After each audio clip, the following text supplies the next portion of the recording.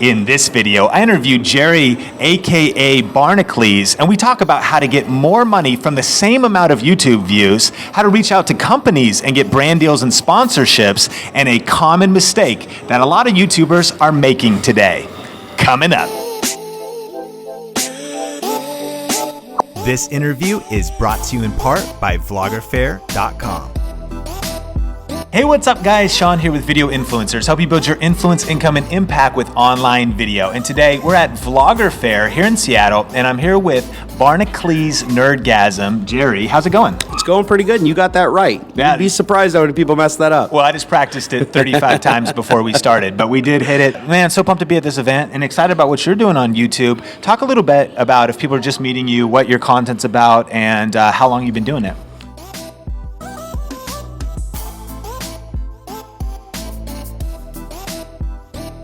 So I've been doing it for about 6 years, but I only got serious in the last 2 years, really. After I'd gotten laid off from Microsoft after a 15-year career in software development, I decided, I'll give it a shot. I'll go after this YouTube thing. But what I would define myself as a tech-savvy guy that tries to bring it down to a level that everybody can enjoy it, right? I like to talk about really complicated things like computer programming, 3D printing, and stuff like that, but making it very approachable. That's kind of like my niche. I love that. I love that. And so your channel's grown, over 780,000 subscribers now.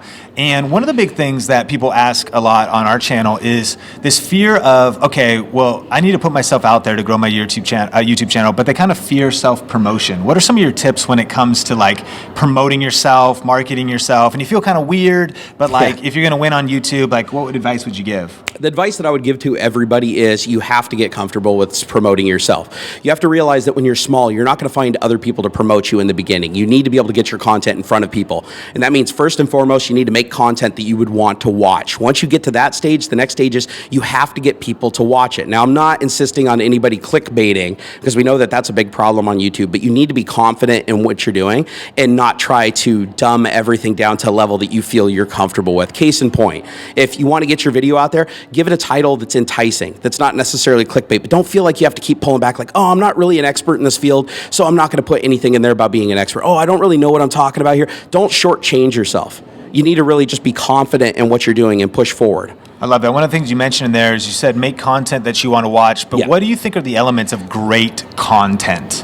Honestly, I think the biggest elements, and actually this comes from a guy named Woody's Gamertag who actually taught me this early on, and he said that all content needs to be educational, entertaining, and the third one, hold on here, Woody, come on, I got to channel my inner Woody. Entertaining. So it's entertaining and educational. And educational.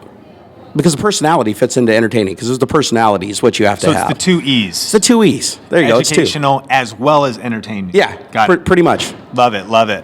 And one of the things that people ask all the time too, if they're starting out on YouTube, maybe even specifically tech YouTubers, is how to actually start making money and monetizing that. What are some of the things that you've done and what advice do you give? So early on, most people just set up the AdSense account with Google where they're basically just getting revenue for ads running on their content. But honestly, that doesn't generate a lot of revenue in the beginning. So what you want to do is find some alternate sources of revenue, such as affiliate links. One good way to make revenue is to set up an Amazon affiliate program. So when you review products, you can have people use those affiliate links to generate a little revenue because they might watch your video and it might sway their decision to purchase the product. And so, if they use your link, you get a little percentage of that. And you can also find other companies that have standalone affiliate programs outside of Amazon, and you kind of build on those. And then you have a separate revenue stream that's completely outside of the AdSense system. I love that. I love that. And so how does it break down for you? For the level that you're at today, how do you break down kind of the business side of your YouTube channel? So breaking down the business side of my YouTube channel would be behind the scenes, working out deals with companies for like pre-rolls on my videos that I can generate revenue from, working on affiliate deals and trying to get the highest percentage that I can for items sold that I'm going through and reviewing, and things like that are kind of the business sides, and making sure that you contact companies and you let companies know that you exist. Because that's a big big problem is a lot of people wait for companies to come to them. The only companies that are going to come to you, especially as a tech reviewer, are going to be the Chinese companies manufacturing batteries and really cheap little trinkets and stuff like that. And that's not really where you want to start. What you want to do is reach out to the companies that create things that you're passionate and even an expert on, and get them to engage you and show your value to them. And that value can be number of subscribers and number of views, but it also can be your expertise if you happen to have a history in something. Like, for instance, I was a software developer at Microsoft for 15 years. So when I reach out to companies that work with software, even with not a lot of subscribers, I can say, you know what? I actually know this field. I know how to use the software. I know how to debug it. People trust me in this field. And the companies, they stop looking at just the numbers from the channel and they start to look at what else you have to offer. I want to go a little bit deeper on what you just said. Sure. And a couple of things you talked about was reaching out to companies. So first thing, and then the other thing you talked about was pre-rolls. Yes. What would be, for both of those questions, your kind of initial tips of if somebody wanted to start reaching out to companies, how should they do it to lock in either just general sponsorships or pre-rolls? And for, if you're curious, what's a pre-roll? It's like, this video is brought to you by? Pretty much. Yeah, it's just having like a little 30 or 60-second segment at the beginning of your video. They also have post-rolls. Some companies like you to do at the end.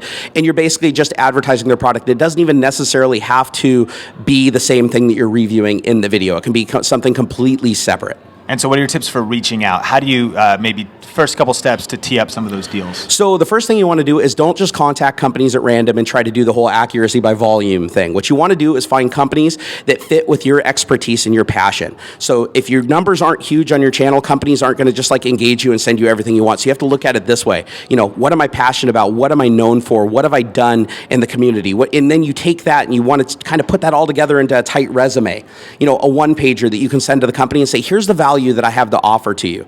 Now, you definitely don't want to approach the companies from the angle of, oh, I think if you send me this stuff, I'll make a video and you'll get a couple of views. That's not what you want to do. You want to say, if you send me this, this is something I'm passionate about. This is something that I know a lot about, and I can be an ambassador for your product. If you reach out to the companies that fit well with you, then they're going to be more likely to want to work with you and to grow together. Strong. That's really, really good advice. Now, one of the things you also mentioned was some people, when they are doing YouTube ads, that you are passionate. There's something called CPM, and maybe you could explain that, and that you've kind of found out a way to get that higher or lower. What's kind of the strategy there, and what are some tips that maybe viewers could apply? So the CPM basically works out to the estimated money that you make per 1,000 clicks on your video that are monetized, meaning that the person wasn't running an ad blocker and they actually had an ad served to them. Well, that CPM usually starts out generally low when you're a small channel, and as you grow, that CPM can go up because the YouTube will make a bigger investment on you and put better ads that make more money on your videos. Now, one thing that you can do to help that along is find a network that aligns with what you're doing.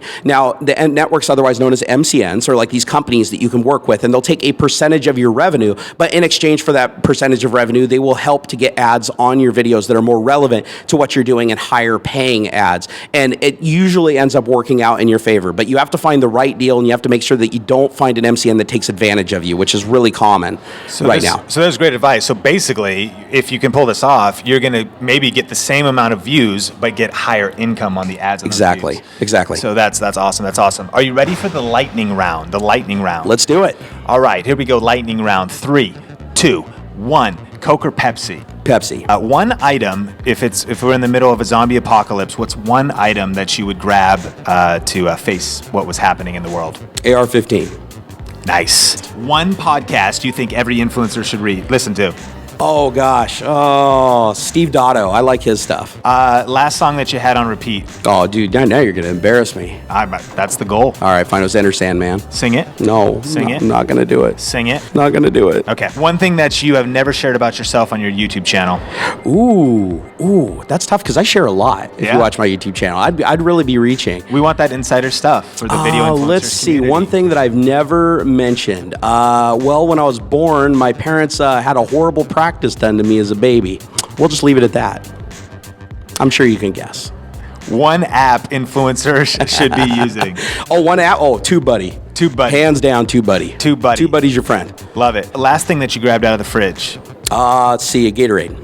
If you could either have one of two cars, either the Back to the Future DeLorean or the Trans Am Knight Rider kit car, which car would you have? Do I actually have a real time traveling car? Yeah. Oh, I'm just hands down DeLorean. All right. Well, I mean, that could go negative, though. I mean, you could get stuck, or I mean, maybe you've seen the movie. I'd take that risk. You still would? Okay. Yeah. Person you most trust with a secret? Oh, my wife, hands down. Trust me, she has some doozies. And if you could only have one superpower, what would it be? Ooh, one superpower? To manifest any other superpower. No, I'm just kidding. I would want to walk through walls, honestly. Yeah? So basically nothing could touch me and I could move through matter. Could the stuff move with you? Like, would your camera just get stuck on the other side of the wall and drop to the floor? Everything that I'm touching moves with me. Okay. It's like straight up out of the movies. So you could bring other people with you? I could bring people with me. I could walk through walls, take stuff out of vaults. If it was one of those dancing things that people do, the train at a wedding, Yep. you could like bring the whole train with you. I could. But if the person let go when they were halfway through the wall, they actually get stuck in the wall. They would be stuck in the wall and most likely dead. So that's a risk I'd be willing to take. So lastly, where can people find you? What kind of projects do you have coming up? Of course, we'll link up all the resources and show notes from this episode in the description. Where can they find you? Awesome. Come on over to barnnerd.com. That's BARNNERD.com. And most of the stuff that I'm doing in the future is going to be 3D printing, tutorials. I do a lot of stuff. I do something called DIY-gasm, where I take random projects around the house and piece them together, not having any clue what in the heck I'm doing. And it's a lot of fun. I do a lot of random content. And now I'm getting into vlogging, hence why I'm at Vlogger Fair right now. Funny how that works, huh? I love it. I love it. And last kind of like, for the creators out there that are hustling, and you definitely could relate to that, and they're like, oh, I'm trying to get the views, I'm trying to edit stuff, and I'm doing multiple things. What kind of encouragement and just final word of advice would you give to the video influencers watching? I would say don't get discouraged. Things happen slow. It took me 4 years to get my first 10,000 followers, and it took me only 2 years to get the other 700 and some odd thousand. So you just need to stick with it. You need to do the grind, and don't keep reinventing yourself. Pick what you're passionate about, stick with it, and grind. Because I see these people constantly making changes. Your audience will never settle. You need to give people a chance to find you. Really awesome. Hey, thank you so much. Vlogger Fair, we'll link up everything about Vlogger Fair, incredible event that we've been hanging out. Oh yeah, I've been having a blast. Day today. And so check all of that stuff out in the description below. And until next time, Video Influencers is helping you build your influence, income, and impact with online video. Keep crushing it, and we will talk soon. Do I really got to do this? Yes.